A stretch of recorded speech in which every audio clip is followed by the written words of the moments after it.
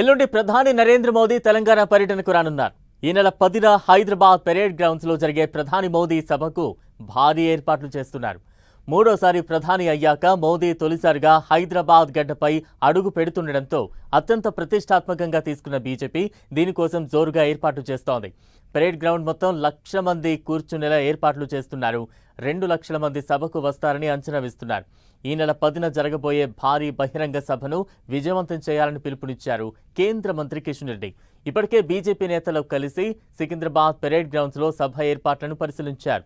దాదాపు 9,400 కోట్లతో పలు అభివృద్ధి పనులకు ప్రధాని మోదీ శ్రీకారం చుట్టబోతున్నారు. Zaheerabad industrial park, Warangal mega textile పార్క్తో పాటు పలు అభివృద్ధి పనులకు జాతికి అంకితం చేయనున్నారు ప్రధాని మోదీ. హెచ్ఐసిసి వేదికగా వర్చువల్గా ప్రారంభిస్తారు.